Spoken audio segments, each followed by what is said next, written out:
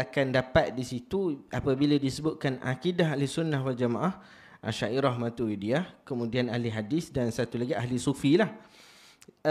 Sekarang kita tengok di Malaysia terutamanya di Negeri Sembilan.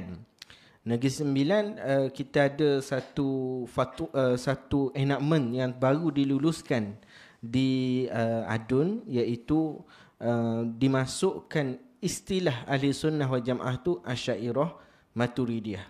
Baru saja.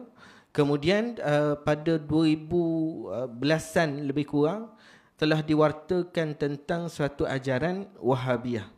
So di Negeri Sembilan memang jelas ada dua-dua. Pertama, menetapkan akidah yang benar tu apa, yang diamalkan dalam negeri apa, Asy'ariyah, Maturidiyah.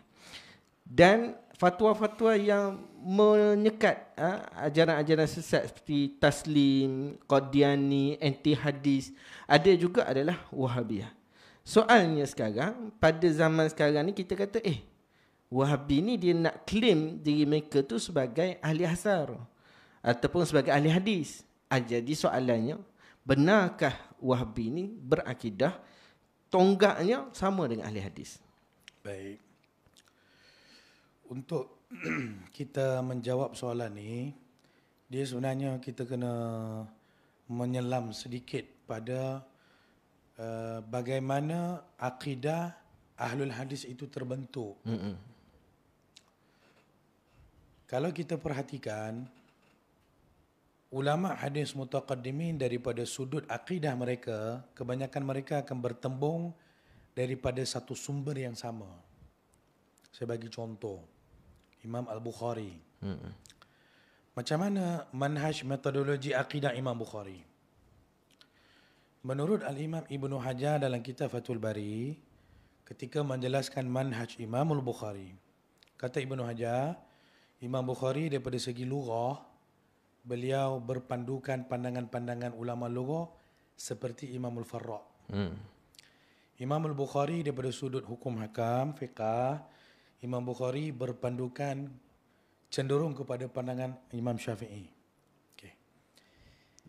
Dalam bidang masail al-kalamiyah, akidah, kata Ibnu Hajar Asqalani ni, Imam Bukhari banyak berpandukan kepada Imam Ibnul Kullab. Ibnu Kullab. Imam Ibnu Kullab ni, nama beliau Abdullah bin Sa'id bin Kullab, dan beliau yang mengikuti beliau ini dinamakan dengan aliran Al-Kullabiyah. Imam Ibnul Kullab ada ramai anak-anak murid. Salah seorang anak murid nama dia Imam Abu Sa'id Al-Qalansi. Okey. Daripada Imam Abu Sa'id Al-Qalansi, salah seorang anak murid kepada Al-Qalansi adalah Imam Abul Hasan Asy'ari.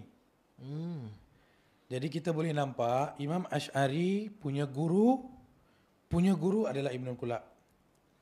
Jadi dia dengan Ibnu Kullab hanya satu perawi, satu wasitah saja. Okey. Dan ulama ahli sunnah tidak menafikan bahawa Imamul Asy'ari setelah beliau keluar daripada Mu'tazilah, beliau ada ta'athur yang paling kuat daripada Ibnul Kullab melalui gurunya Al-Qalansani.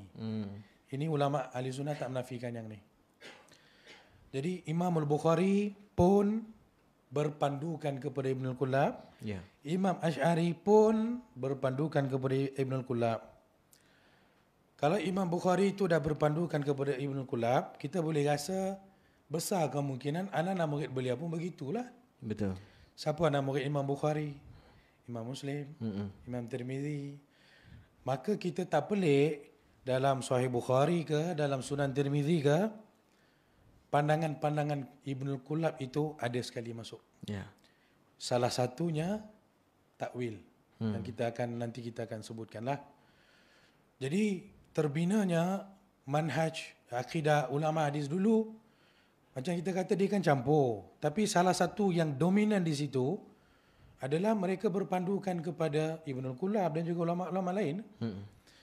Jadi kita nak tengok sekarang ni, orang yang menempel pada term ahlul hadis ni, dia orang ni sebenarnya ikut yang mana satu? Adakah dia mengikut aliran yang dominan yang telah digariskan oleh Imamul Baihaqi dalam kitab I'tiqad.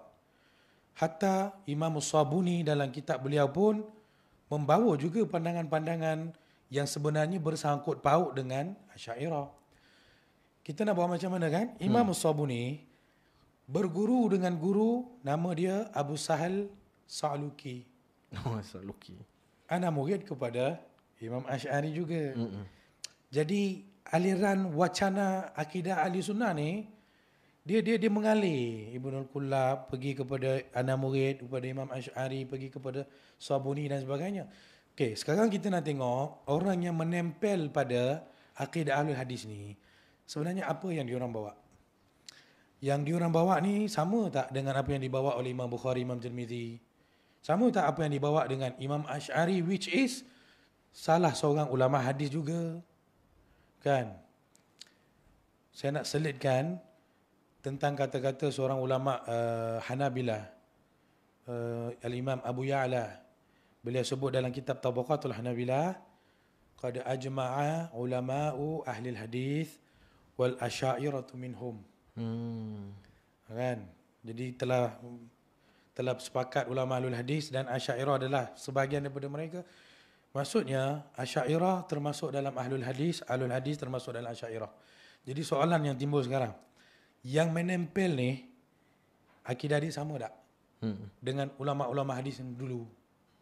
Dan bagaimana akidah mereka ni tolerate atau tidak dengan akidah Asy'ariyah yang merupakan akidah dominan bagi ahlul hadis mutaakhirin dan sebahagian ahlul hadis mutaqaddimin? Kalau sama, kita kata tak ada masalah. Soalnya tak sama. Bahkan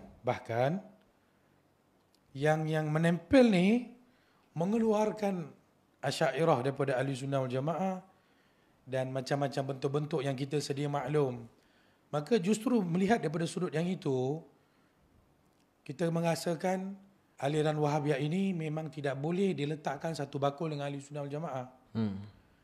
Dan apabila mereka klaim yang mereka ini mengikut aliran ahlul hadis, kita nak timbulkan satu soalan. Aliran ahlul hadis mana satu? Yang majoriti ke yang minoriti? Kalau majoriti, ikut Imam Baihaqi, which is Asy'ariyah juga. Kan? Jadi, kat situ ada beberapa soalan yang ditimbullah. Wallahualam. Baik, bila kita tengok di situ, sebenarnya aliran Asy'ariyah itu sendiri ataupun Imam Abu Hasan Asy'ari itu, dia punya anak murid, dia punya guru juga sebenarnya tersebar di kalangan ahli hadis.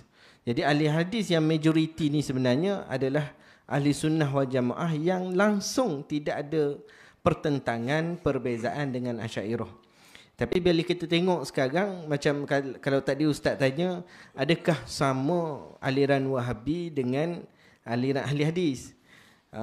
Tapi kalau kita tanya pun, kalau dia tak jawab pun senang, tak apa. Sebab mereka sendiri mengatakan, contohnya mereka golongan tokoh Wahabi seperti Saleh Fauzan, Al-Utsaimin dan sebagainya. Mereka kata Imam Ibn Hajar Al-Asqalani, Imam An-Nawawi, bukan ahli sunnah wal jamaah.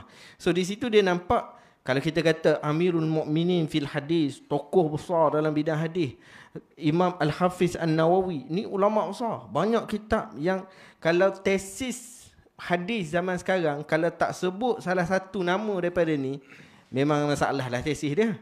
Memang dia rujuk ke mana pun tak tahu kan. Maksudnya ini tokoh besar. Tapi dalam bidang akidah, dia asingkan. Dalam akidah kami tak pegang An-Nawawi, Ibn Hajar Asqalani. Maksudnya kalau Ustaz tanya sama ke tidak, dia sendiri pun nafi, tak sama dah awal-awal kan.